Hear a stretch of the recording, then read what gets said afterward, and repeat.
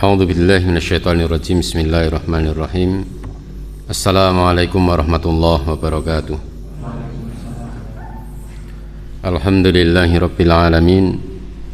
Wa bihi nasta'inu ala umurid dunya waddin. Assalatu wassalamu ala asyrafil anbiya'i wal mursalin wa man tabi'ahu bihudahu ila yaumiddin. Asyhadu an la ilaha illallah wahdahu la syarika lah wa asyhadu anna Muhammadan abduhu wa rasuluhu la nabiyya wa la rasula ba'da. Allahumma anfa'na bima 'allamtana wa 'allimna bima yanfa'una, amma ba'du.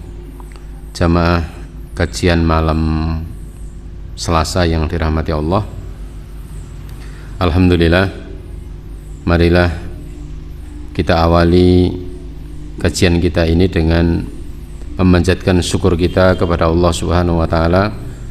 Pada kesempatan ini kita ditakdirkan oleh Allah menjadi orang-orang yang berthalabul ilmi.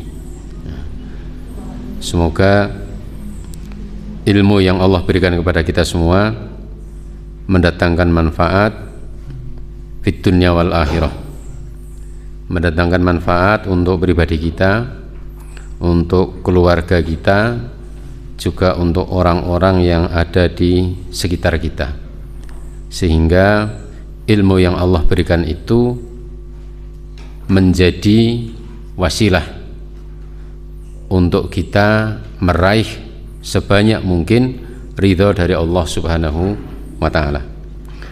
Salawat dan salam semoga terlimpahkan kepada Nabiullah Muhammad sallallahu alaihi wasallam, pada keluarga Rasulullah, para sahabat dan orang-orang yang ittiba dengan sunnahnya, dan semoga kita termasuk di dalamnya. Bapak Ibu sehat semua? Apa tanda sehatnya? Tanda sehatnya apa, Bu? Bisa hadir di masjid ini ya. Bapak Ibu waras? Apa bedanya sehat dengan waras? Kalau sehat lawannya sakit, kalau waras lawannya apa? Waras itu lawannya gila. Siapa yang lebih sehat? Orang waras apa orang gila?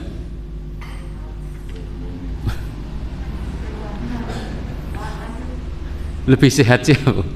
Orang waras apa orang gila?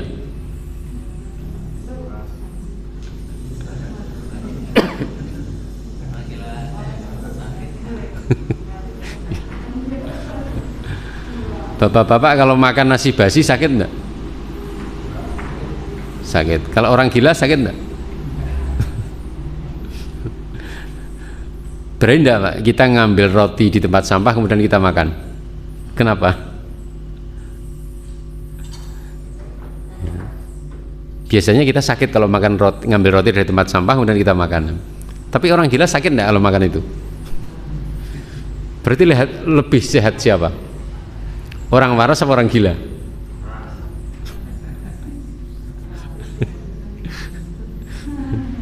Ya. Jadi ternyata orang gila pun ada pelajaran yang harus kita ambil dari mereka, karena ternyata imunitas tubuh mereka lebih tinggi dibanding kita. Mereka tidur di emper itu tidak masuk angin loh. Jenengan berani tidur di emper? Kita tidur di emper ndak usah sampai pagi, itu sudah masuk angin itu. Orang gila ndak. Jadi resep sehat itu adalah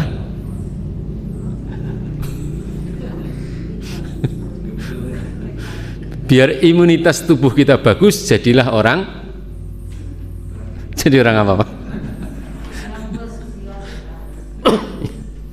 Ya. Jadi kenapa orang gila itu imunitas tubuhnya lebih kuat dibanding orang waras? Karena orang gila itu sudah tidak resah dengan hidupnya. Mereka makan ya sak ketemu nih kan. Kita mikir enggak kalau mau makan? Iki ngorap mangan opo? Wah, berasa wis entek. Ini mikir, orang gila itu sudah enggak mikir itu lagi. Ya mangan sak ketemune kan. Mereka tidur ya sak nggon-nggon ya sak ketemune juga. Mereka pernah enggak mikir baju? Kita masih punya baju sudah mikir baju lagi. Harap kondangan we bingung. Waduh, iki wingi tak nggo kondangan yang kono ya. Mosok nganggo iki meneng. Nah, kita yang waras itu mikirnya begitu. Yang gila itu ndak mikir gitu lagi. Ya urip ki sing penting dilakoni isih ana nyawa ya urip, mangan sak ketemune, turu sak ketemune. Ya klambi bahkan ndak pakai pun mereka ndak mikir. Tapi kita masih terlalu banyak pikiran. Nah, itu kemudian yang menurunkan imunitas tubuh kita. Maka kita jadi mudah sakit. Contoh paling gampang ketika virus corona kemarin. Wong wis kuweden dhisik to niku. Nek kena virus itu bayangnya apa? Mati. Ketakutannya itu yang membuat imunitas tubuhnya turun. Coba nek kena virus ngucapai alhamdulillah. Wah, alhamdulillah kena virus, kemudian bersyukur kepada Allah, ya Allah memberikan saya penyakit, semoga sakit ini mengurangi dosa saya. Bisa enggak kemudian kita sakit tapi bahagia?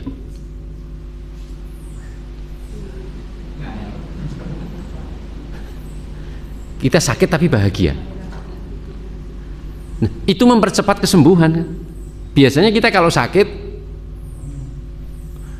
mesti oleh ngersula rantai-rantai ora mari-mari ngono kuwi. Ya. Nah, maka Bapak Ibu rahimakumullah, kita kan sering diajak untuk bersyukur. Salah satu resep sehat itu kan bahagia. Salah satu resep bahagia itu kan bersyukur. Hari ini sudah bersyukur belum, Bu? Bapak-bapak hari ini sudah bersyukur belum kepada Allah? Nah, lah syukur kuwi apa toh? Pak Udianto mendefinisikan syukur itu apa, Pak?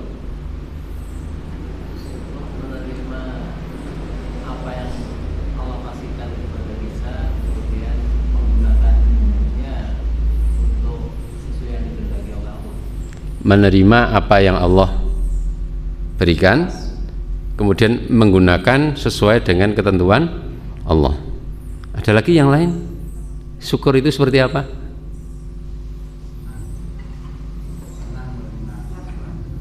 Gimana, Pak? Senang menerima sesuatu.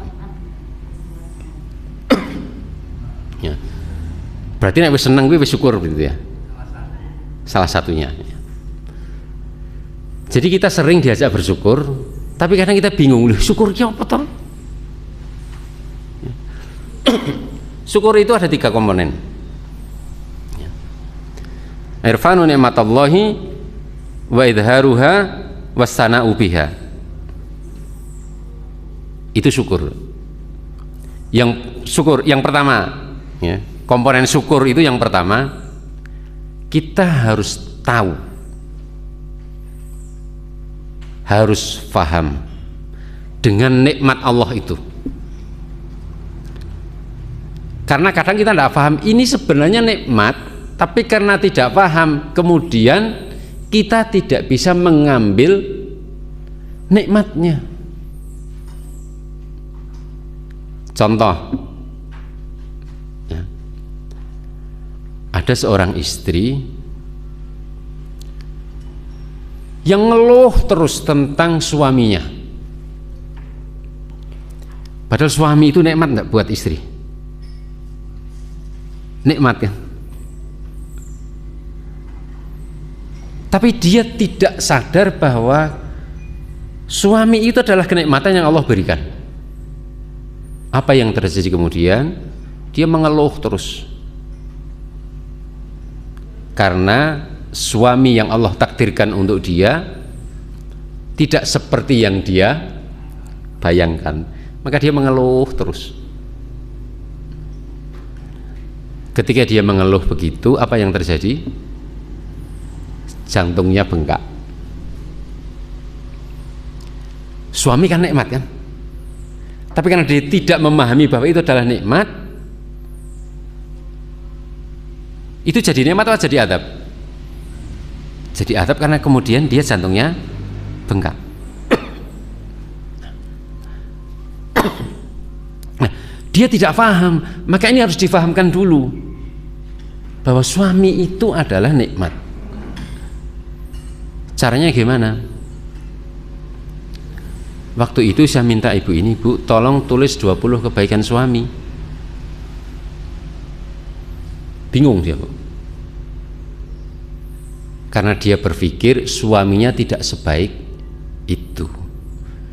Karena selama ini dia fokus pada kelemahannya, bukan pada kelebihannya. Jadi waktu diminta menuliskan 20 kebaikan suami, dia bingung. Tidak bisa membayangkan. Bojoku ora apik ngono ki, aku nulis 20 ya, kokoyan lah. Mbok 5 aja, Pak. Ora wis 20 minimal wi. Syukur nek iso 30. Sudah, Bu, pulang. Seminggu lagi ke sini. Bawa catatannya. Nah, seminggu kemudian dia datang lagi. Masuk ke rumah itu dia wis senyum-senyum. Wajahnya sudah berubah. Gimana, Bu? Suami ibu baik enggak? Dia senyum. Mana catatannya? Saya kaget. Ya Allah, Bu, jenengan itu punya suami sebaik ini, kenapa masih mengeluh? Ya. Banyak orang yang suaminya tidak sebaik ini dan mereka baik-baik saja. Jenengan itu punya suami yang baik begini masih mengeluh sampai punya sakit jantung. Ya. Kita lanjutkan, Bapak Ibu rahimahullah. Jadi orang ini tidak paham dengan nikmat Allah. Begitu difahamkan dengan nikmat Allah itu, apa yang terjadi kemudian? Dia jadi sehat kan? Karena waktu itu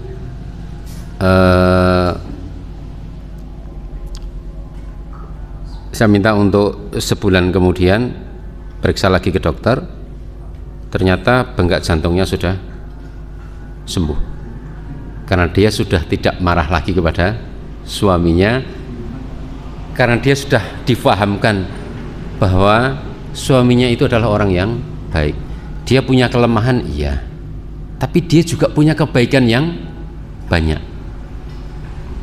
Begitu dia paham bahwa suaminya adalah orang yang baik, karena sudut pandangnya yang dirubah, yang tadinya fokus pada kelemahannya dirubah kemudian fokus pada kelebihannya. Saat itu dia bisa merasakan, ya Allah, ternyata suami saya orang yang baik. Difahamkan dulu bahwa ini adalah nikmat Allah. Ya. Ini kan hanya merubah sudut pandang saja kan. Suaminya tetap itu, tidak ganti. Yang tadinya dia mengeluhkan suaminya, tapi setelah sudut pandangnya dirubah, difahamkan kepada dia, kemudian dia melihat suaminya dengan cara yang positif, maka saat itulah kemudian Allah datangkan nikmatnya. Salah satu nikmatnya adalah Allah sembuhkan dia dari penyakit bengkak jantung. Itu dari sisi kesehatan. Ya. Itu baru yang pertama ya. Irfanu nikmat Allah, memahami nikmat Allah, tahu ini adalah nikmat Allah. Ya. Jangan sampai kemudian kita tidak sadar bahwa kita sudah diberi nikmat oleh Allah. Yang kedua, wa idharuha. Ya. Kalau kita sudah paham bahwa ini adalah nikmat Allah, wa idharuha, tampakkan nikmat itu. Fa bi ni'mati rabbika fahad. otomatis. Jadi nikmat itu ditampakkan. Saya masih pakai yang contoh tadi, ya. Nanti bisa diaplikasikan kepada anak, kepada orang tua, pada siapapun. Ya. Wa idharuha, ketika dia sadar bahwa suaminya adalah orang yang baik, ya. Wa idharuha, maka sang istri ini kemudian menampakkan pengakuan kepada suaminya. Menampakkannya dengan dua cara. Yang pertama bil qaul, dengan ucapan. Ucapannya apa?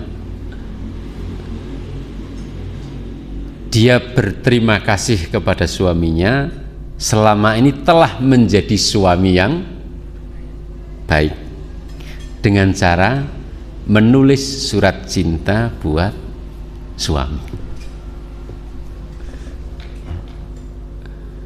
Diungkapkanlah di surat itu rasa syukurnya dia Allah pilihkan suami yang baik, ya. Dituliskan di surat itu kebanggaan dia kepada suaminya, ya.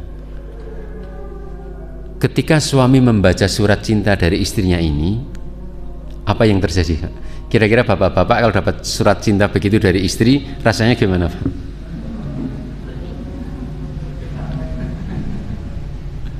Itu suaminya nangis, Pak. Ya. Dia kaget dari istri yang tadinya selalu komplain, selalu marah kepada suami, tiba-tiba datang surat cinta. Rasa terima kasih istrinya, kekaguman istrinya kepada suaminya, kemudian harapan-harapan istrinya kepada suaminya, kemudian janji dari istri untuk selalu mendampingi dalam suka dan duka dan seterusnya. Nangis itu suami membaca surat begitu, ya. Ketika istri mengungkapkan rasa syukurnya ini, ya, rasa syukur dia Allah sudah pilihkan suami yang begini, rasa syukur ini dia ungkapkan di dalam surat cinta itu, kira-kira suami tambah sayang enggak? Ya. Tambah sayangnya suami itu tambah nikmat enggak buat istri? Itu janji Allah di Al-Quran, kan? La azidannakum, kan? Kalau kamu bersyukur Allah tambah nikmatnya loh. Jadi ketika dia mensyukuri suaminya itu, kebaikan suaminya dia syukuri, kemudian dia ungkapkan itu, Allah tambah nikmatnya, maka suaminya jadi tambah sayang. Bahkan yang tadinya suaminya nyebelin, niku nyebelinnya kemudian semakin berkurang. Dengan cara apa itu? Dengan bersyukur, kan? Ungkapkan syukur itu. Cinta itu nikmat enggak, Bu? Cinta itu anugerah dari Allah apa bukan? Ya. Maka bapak-bapak, cinta enggak sama istri? Sudah ditampakkan belum cintanya? Bagaimana cara menampakkannya? Yaitu pertama dengan ucapan tadi. Bilang saja cinta. Setelah menikah berapa kali bilang cinta pada istri? Bu, pernah enggak suami ibu bilang cinta setelah menikah loh? Sering, Bu? Ya. Jadi ungkapkan itu. Seneng enggak, Bu, kalau suami bilang cinta itu? Seneng loh, Pak. Ya. Jadi fahami bahwa cinta itu adalah nikmat dari Allah. Ucapkan itu, tampakkan itu dengan lisan. Itu membahagiakan. Saat suami bilang cinta kepada istri, langsung itu seketika Allah tambah nikmatnya, karena istri jadi bahagia, kan? Begitupun sebaliknya, ketika istri mengucapkan cinta kepada suami, saat itu Allah tambah nikmatnya, suami jadi bahagia. Pernah enggak bilang cinta ke anak?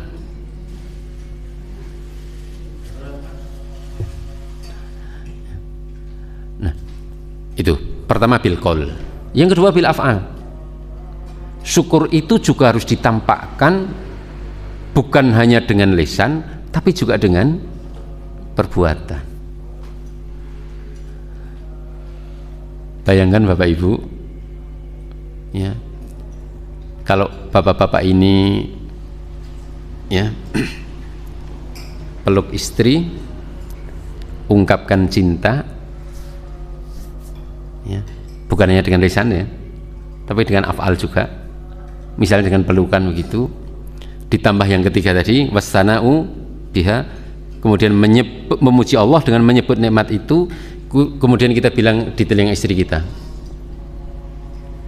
aku mencintaimu ya Allah, terima kasih engkau berikan kepada saya istri yang solehah. Di telinga istri begitu, memuji Allah dengan menyebut nikmat itu. Nikmatnya kan istri solehah itu, sebutkan nikmat itu di telinga istri. Merinding enggak kira-kira istri? Begitupun istri, ya, ungkapkan rasa cintanya dengan lisan, buktikan dengan af'al, misalnya dengan dipeluk. Kemudian wassana'u biha, memuji Allah, ya Allah terima kasih engkau pilihkan untukku suami yang baik. Ya. Kalau suami istri begini, gimana rasanya Pak? Ya. Nyaman ya? Nah, jadi syukur itu 3 komponen itu harus terpenuhi. Maka pada kasus tadi, kemudian suaminya menjadi baik, suaminya bahagia, istrinya jadi bahagia, jadi sehat, rumah tangganya jadi harmonis. Berdampak ke anak enggak? Iya, berdampak ke anak. Anaknya jadi bahagia. Nah, begitu juga kita kepada anak kita. Coba ungkapkan cinta kita kepada anak kita. Kemudian peluk dia. Ya Allah, ya, Bapak kangen loh karo kowe. Padahal lagi sedina ora ketemu. Ya Allah, terima kasih ya Allah. Alhamdulillah ya Allah. Panjenengan paring dumateng kula anak sing soleh. Anaknya tersentuh enggak itu? Kalau kita sering begini kepada anak kita, mungkin enggak anak kita jadi ngeyelan? Kayaknya enggak mungkin ya. Nanti anak ini merasa dihargai, merasa bahwa dia itu penting bagi orang tuanya. Dia merasa diakui oleh orang tuanya. Ya. Nah, begitu juga kepada orang tua kita. Ya. Ini Bapak Ibu ada yang anaknya di luar kota? Jauh? Ya. Pernah enggak ngirim WA kangen gitu? Pernah enggak? Coba bilang kangen ke anak. Ya Allah, wis wirah ketemu ya. Piye kabarmu, sehat? Bapak kangen banget. Kapan ya iso ketemu? Tapi nek bola bali WA-ne kaya ngono ning ora tau niliki, percaya ndak anak itu? Walah bapak iku bal ngomong kangen-kangen ya ora tau rene kok. Akhirnya percaya ndak? Karena itu hanya diucapkan, tidak dibuktikan dengan hadir menjenguk anak. Ya.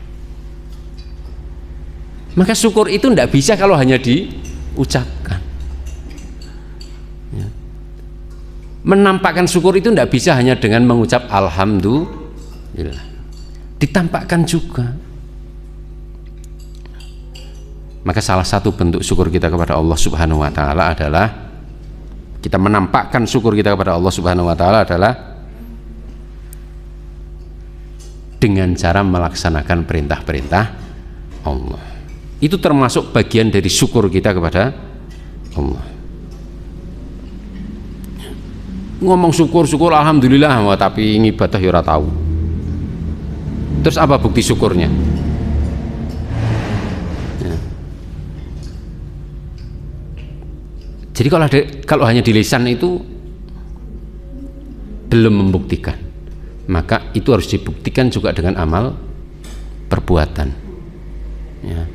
Maka kalau hari ini kita berangkat ke Masjid Taklim, itu adalah bagian dari syukur kita kepada Allah, karena Allah berikan kita kesehatan sehingga bisa hadir. Ya. Jadi Bapak Ibu paham syukur ya? Cara bersyukurnya sekarang sudah paham kan? Nah, kira-kira ada berapa nikmat Allah yang hari ini kita masih belum sadar, belum paham bahwa itu adalah nikmat?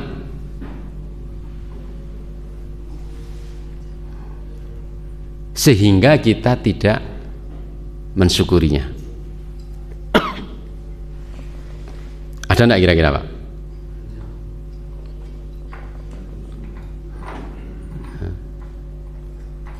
Kita punya anak kan? Sudah bersyukur belum kepada Allah bahwa Allah berikan kita anak? Kepada anak kita lebih sering marah atau lebih sering memuji? Ya.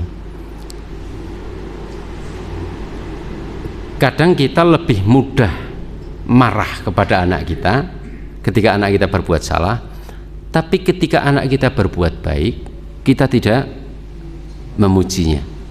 Artinya kita tidak mensyukuri kebaikan anak kita. Ketika kita tidak mensyukuri kebaikan anak kita akan bertambah atau berkurang?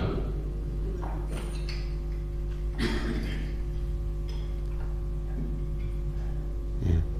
Itulah kenapa anak yang sering dimarahi oleh orang tuanya lebih mudah, lebih berpotensi menjadi anak yang tidak baik daripada menjadi anak yang baik. Karena dia pasti punya kebaikan, tapi kebaikannya tidak pernah disyukuri oleh orang tuanya, sehingga Allah tidak tambahkan kebaikannya. Ya. Sama seperti kasus tadi, di dalam diri suami pasti ada kebaikan, tapi ketika dia tidak mensyukuri kebaikan suaminya jadi baik enggak? Tidak kan? Bahkan istrinya juga tidak menjadi baik.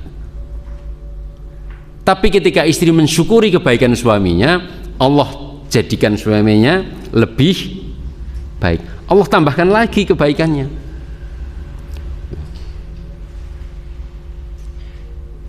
Jadi Bapak Ibu rahimakumullah, salah satu cara ya, untuk kita mudah bersyukur kepada Allah adalah melihat segala sesuatu dengan sudut pandang yang positif, fokus pada kebaikannya.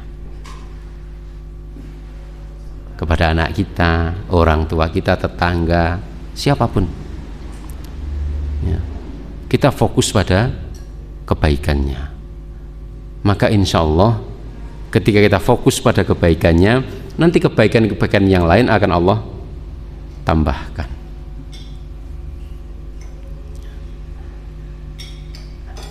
Rasulullah SAW sampai bersabda, barang siapa yang menutupi aib seorang muslim, akan Allah tutupi juga aibnya di yaumul hisab. Aib itu negatif apa positif? Negatif kan? Kita disuruh menutup kan? Artinya jangan fokus ke situ. Sudah tidak usah lihat keburukannya, lihat saja kebaikannya.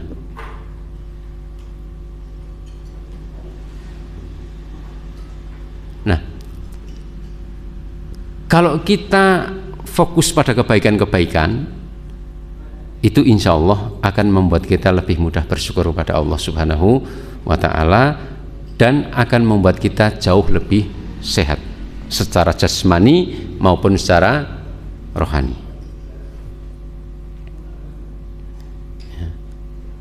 Jadi syukur itu irfanu ni'matallahi wa idharuha wastana'u biha.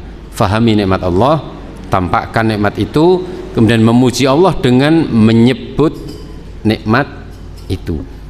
Bapak Ibu Allah, ketika kita makan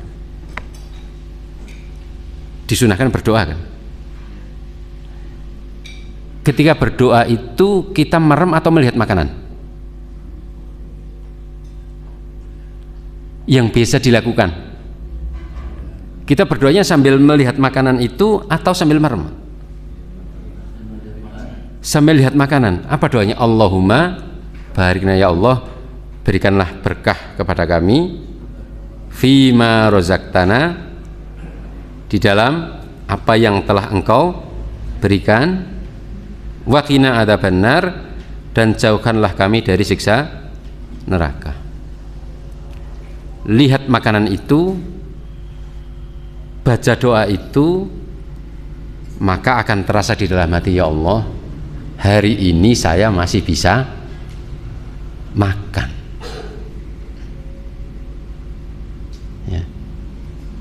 Ya Allah, hari ini saya masih bisa makan. Ya. Karena di luar sana banyak orang yang mau makan saja bingung. Nah, coba setiap kali kita mau makan, doa itu diresapi betul. Maka insya Allah apapun yang terhidang itu akan terasa nikmat. Sambil kita makan gitu, sambil mengingat, ya Allah ini adalah nikmat dari Allah, ya Allah ini adalah nikmat dari Allah. Tapi kadang kita lupa, wis pokok-pokok sini ngarep wis langsung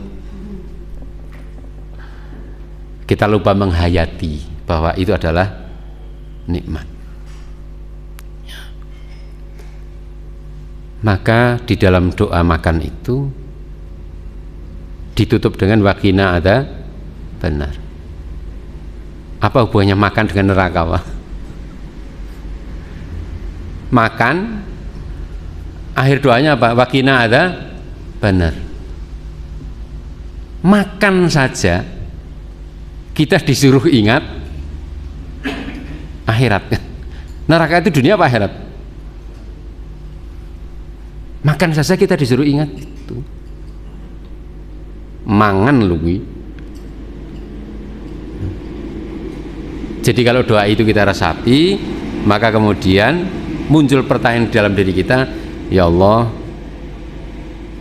semoga makanan ini adalah makanan yang halal, yang tidak membawa saya ke dalam neraka. Jadi makanan yang kita makan itu harus menjauhkan kita dari neraka, mendekatkan kita kepada surganya Allah Subhanahu wa Ta'ala. Salah satu cara supaya makanan yang kita makan itu membuat kita semakin dekat kepada surganya Allah adalah dengan cara bersyukur, mensyukuri makanan yang Allah berikan. Apapun itu, minuman, pakaian, rumah, kendaraan, semuanya. Setiap kali mau kita gunakan, ingatlah bahwa ini adalah nikmat dari Allah Subhanahu wa Ta'ala. Ya. Nah, kalau kita sudah membiasakan diri dengan gaya hidup begini, maka insya Allah nikmat-nikmat Allah yang lain itu akan Allah berikan kepada kita semua. Maka Bapak Ibu rahimakumullah, yang pertama ya, marilah kita bersyukur pada Allah. Allah jadikan kita sebagai seorang muslim. Tunjukkan keislaman kita. Tunjukkan keislaman kita. Ya. Di luar sana banyak orang yang kemudian menjadi mu'alaf hanya karena melihat akhlak seorang muslim. Nah, akhlak kita itu membuat orang semakin kagum kepada Islam atau sebaliknya. Kalau sebaliknya berarti kita belum mensyukuri anugerah keislaman yang Allah berikan kepada kita, karena Islam itu rahmatan lil alamin. Di barat sana banyak orang yang menjadi mu'alaf hanya karena melihat akhlaknya orang muslim. Di Australia itu ada cerita, ada seorang wanita di jalan tol, banyak kempes ya. Dia nyetop mobil yang lewat itu tidak ada yang berhenti karena dia tidak bisa ganti sendiri karena dia wanita. Sampai kemudian ada kendaraan seorang muslim yang diberhentikan dan berhenti, tapi orang ini berjenggot dan pakai jubah, istrinya pakai gamis, pakai jilbab yang besar. Wanita ini ketakutan ketika didekati karena dia berpikir itu adalah teroris. Sampai kemudian suami ini bilang pada istrinya, tolong dekati wanita itu. Akhirnya dikejar, didekati, kemudian dijelaskan, Anda tadi menghentikan mobil, kita berhenti karena Anda butuh pertolongan. Kita ini mau menolong, tidak ada niat jahat. Nah, setelah dia percaya, akhirnya sang suami yang menggantikan ban mobilnya, kemudian mereka bertukar nomor handphone, mereka berkomunikasi lewat handphone. Setelah itu maka wanita ini kemudian tertarik untuk belajar Islam, kemudian menjadi mu'alaf hanya karena dia ditolong menggantikan ban mobilnya. Itu bisa menjadi wasilah untuk orang menjadi mu'alaf ya. Hari ini bagaimana dengan kita? Kita melihat saudara kita sesama muslim ya, mungkin berbeda madhabnya atau berbeda fikihnya, fokus kita pada kesamaannya apa perbedaannya? Selama ini fokus kita kemana? Kita fokusnya ke perbedaannya. Maka yang terjadi apa?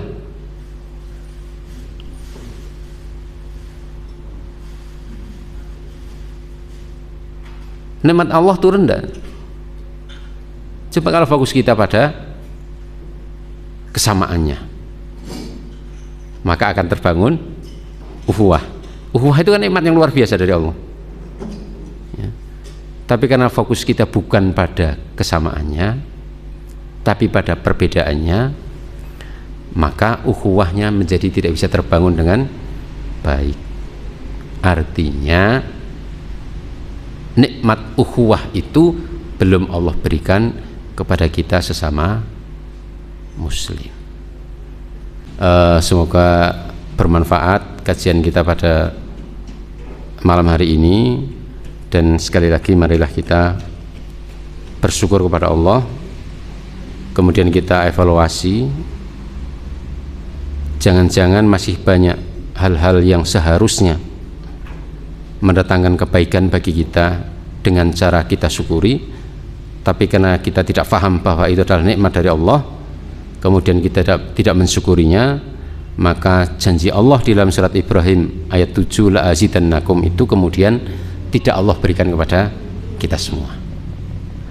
Usikum wa nafsi bitaqwallah, kurang lebihnya mohon maaf. Wabillahi taufiq wal hidayah. Assalamualaikum warahmatullahi wabarakatuh.